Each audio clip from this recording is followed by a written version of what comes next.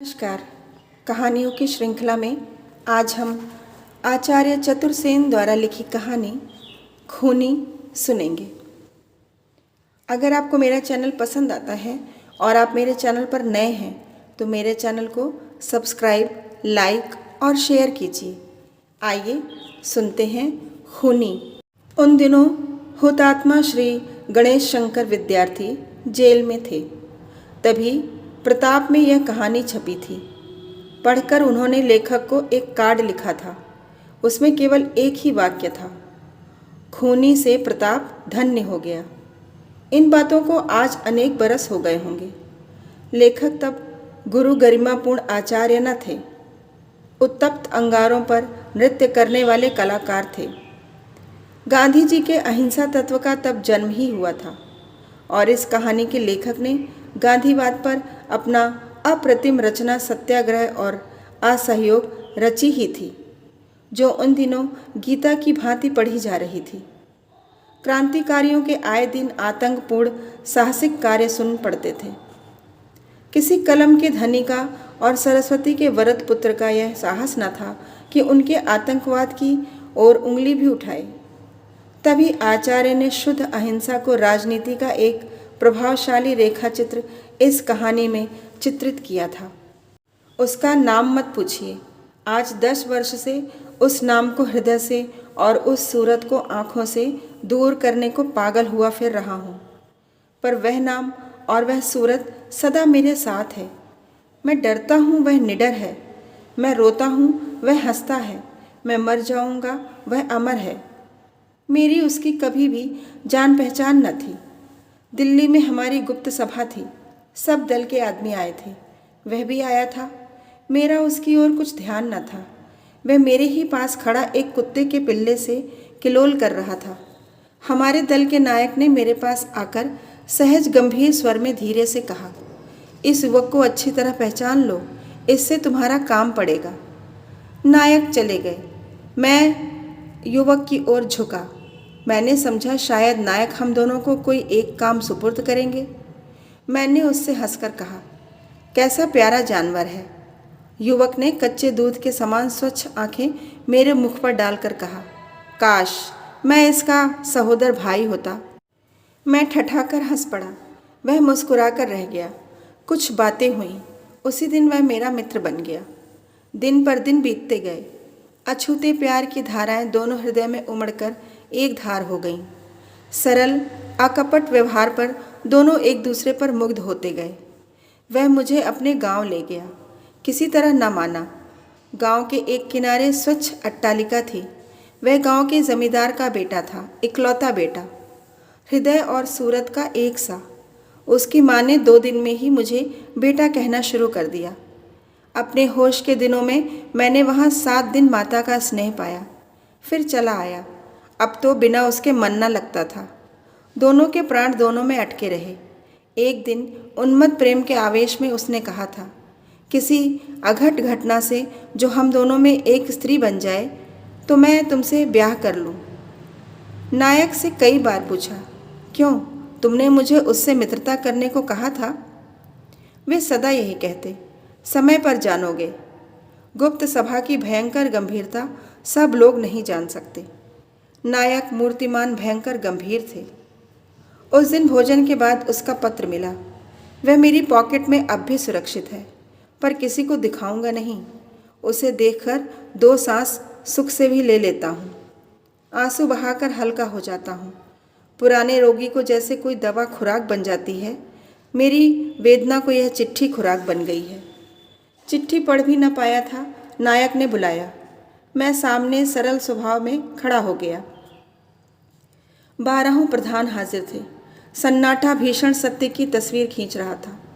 मैं एक ही मिनट में गंभीर और दृढ़ हो गया। नायक की मर्म भेदनी दृष्टि मेरे नेत्रों में गड़ गई, जैसे तप्त लोहे के तीर आंख में घुस गए हों। मैं पलक मारना भूल गया, मानो नेत्रों में आग लग गई हो। 5 मिनट बीत गए।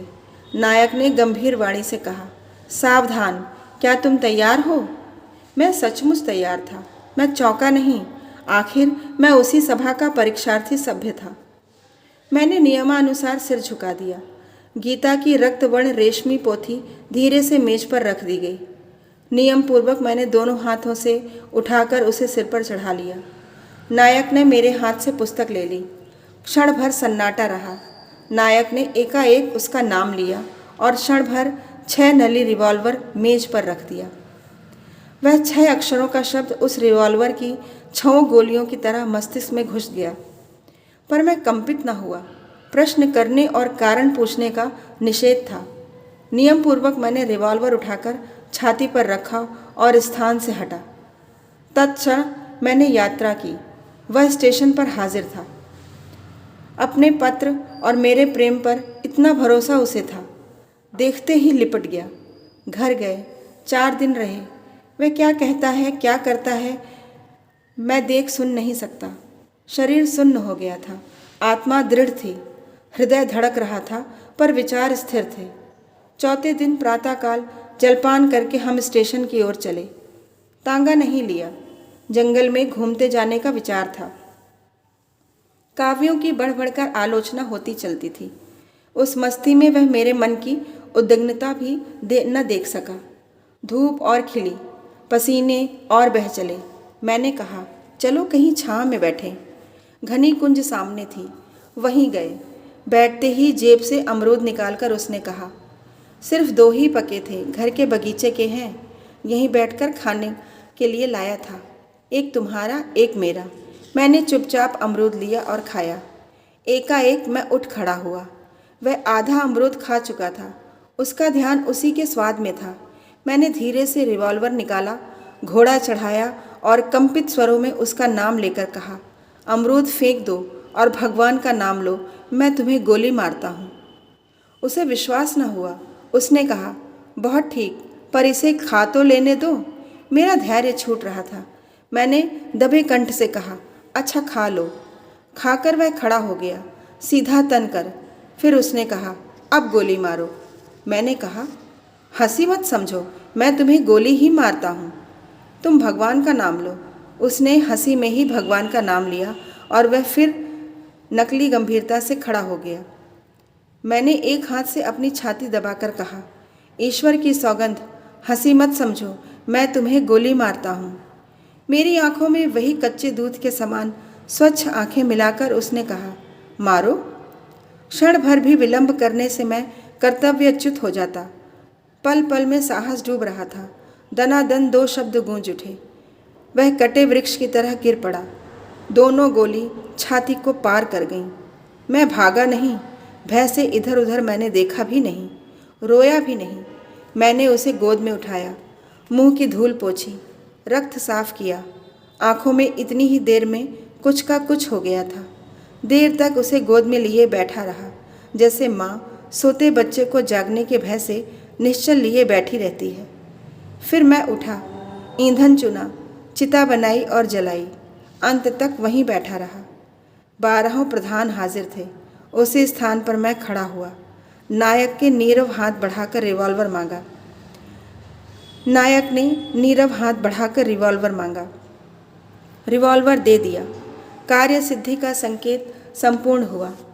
नायक ने खड़े होकर वैसे ही गंभीर स्वर में कहा, 13वें प्रधान की कुर्सी हम तुम्हें देते हैं।